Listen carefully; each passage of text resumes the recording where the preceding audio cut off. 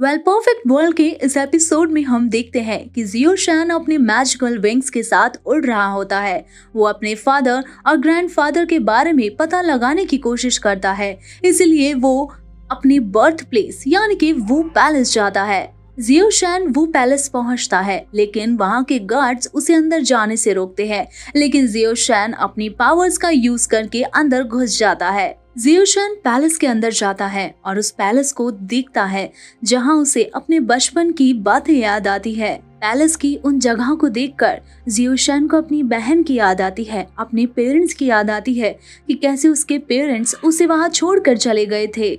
जियो शैन decide कर लेता है कि वो अपने ग्रैंडफादर के बारे में पता लगा कर ही रहेगा। तभी वो पैलेस से 3 एल्डर्स अपने गार्ड्स के साथ बाहर आते हैं और वो जियो शैन पर चिल्लाते हैं कि आखिर उसकी हिम्मत कैसे हुई अंदर घुसने की। वो उससे पूछते हैं कि आखिर वो कौन है, तो जियो शैन उछलकर ऊपर एक ड्रैगन के साइन पर जाकर बैठ जाता है। ये देखकर उन तीनों एल्डर्स को काफी गुस्सा आता है और वो जियो शैन पर गुस्सा करते हैं कि आखिर वो कौन है और यहाँ पर क्यों आया है। अब जियो शैन उन लोगों को बताता है कि तुम्हें याद हो कि यहाँ पर एक बच्चा था जिसके पेरेंट्स को तुमने यहाँ से निकाल दिया था। मैं वही हाउ चाइल्ड हूँ। ये बात सुनकर वो सभी बहुत ज्यादा शॉक हो जाते हैं। तभी एक एल्डर कहता है कि ऐसा कैसे हो सकता है, 10 साल बीत चुके हैं और उस बच्चे को तो काफी चोट आई थी, वो जिंदा नहीं बच पाया था, तो फिर तुम यहाँ पर कैसे हो सकते हो। वो एल्डर सभी से कहता है कि ये झूठ बोल रहा है, हमें बेवकूफ बना रहा है। लेकिन तभी उनमें से एक एल्डर भी यही कहता है कि मुझे लगता है कि शायद ये वही हाउ चाइल्ड है। लेकिन तभी एक और एल्डर कहता है कि मुझे कोई फर्क नहीं पड़ता, इसके ग्रैंडफादर भी बहुत ही जिद्दी किस्म के इंसान थे और अब इनका ग्रैंडसन भी यहाँ आ गया है।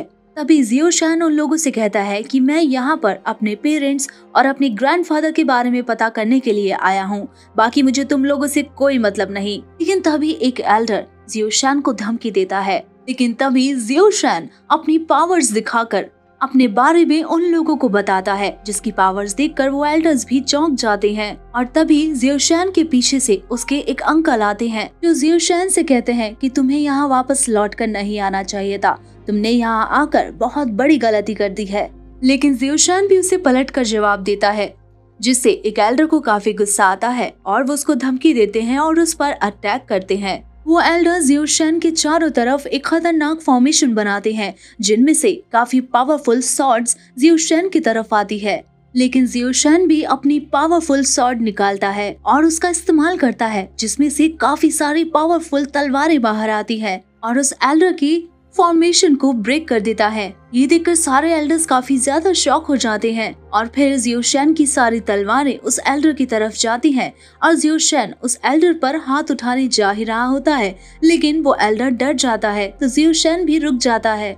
अब जियो शैन अपने अंकल की तरफ देखता है और उन्हें फाइट के लिए बुलाता है। उसके अंकल भी इस फाइट के लिए तैयार हो जाते हैं। जियो शैन अपने अंकल से कहता है कि अगर मैं इस फाइट को जीतता हूँ तो आप लोग मुझे मेरे ग्रैंडफादर के बारे में सब कुछ बताएंगे। जियो शैन के अंकल इस शर्त को मान लेते हैं, जिसके बाद अंकल और जियो शैन के बीच में फाइट शुरू होती है। अंकल अपनी पावर से एक स्पिरिट ईगल को बाहर निकालते हैं। वहीं जियो शैन भी एक वुल्फ स्पिरिट बाहर निकालता है और उस ईगल स्पिरिट पर अटैक करता है। यहाँ पर जियो शैन का अटैक कमजोर पड़ जाता है और वो ईगल स्पिरिट जियो शैन पर अटैक कर देती है, जिससे जियो शैन के चेहरे पर चोट भी आ जाती है। अब अंकल सबसे खतरनाक स्कॉर्पियो स्पिरिट का इस्तेमाल करते हैं और वो सीधा जियो शैन पर अटैक करने लगता है और उससे बचने के लिए जियो शैन अपने मैजिकल विंग्स का यूज करके हवा में उड़ता है और अपनी सुपर पावर से उस स्कॉर्पियो को खत्म कर देता है। अब जियो शैन अंकल पर अटैक करने ही जा रहा होता है, लेकिन तभी अंकल अपनी एक और पावर का यूज करके जियो शैन पर अटैक कर देते हैं। वो अटैक सीधा जियो शैन की बॉडी पर जाकर लगता है और जियो शैन की चारों तरफ एक स्पाइडर का जाल बिछ जाता है। अंकल को लगता है कि अब जियो शैन उनके जाल में फंस गया है, लेकिन जियो शैन भी अपनी सुपर पावर से उस स्पाइडर जाल को काट देता है और अंकल पर फिर से एक पावरफुल अटैक करता है। ये देखकर अंकल फिर से शॉक होते हैं। अब ये देखकर अंकल अपने सबसे खतरनाक वेपन को बाहर निकालते हैं, जिसके अंदर ड्रैगन स्पिरिट होती है। वो उस वेपन से जियो शैन पर अटैक करते हैं, जिसमें से एक ड्रैगन स्पिरिट बाहर आती है और सीधा जियो शैन पर अटैक करने लगती है। लेकिन तभी जियो शैन भी अपनी पावर का यूज करके थंडर माउंटेन बीस्ट को बाहर निकालता है, जो उस ड्रैगन का सामना करते हैं। ये देखकर वो सारे एल्डर्स भी शॉक होते हैं। जियोशैन उस ड्रैगन स्पिरिट को खत्म करके नीचे उतरता है, लेकिन तभी अंकल उस पर लगातार वार करने लगते हैं। जियोशैन उन अटैक से अपने आप को बचा ही रहा होता है कि तभी अंकल एक बहुत बड़ी फॉर्मेशन बनाकर एक बहुत बड़ी स्पाइडर स्पिरिट को बाहर निकालते हैं। ये फाइट बहुत ही ज्यादा खतरनाक होती चली जाती है।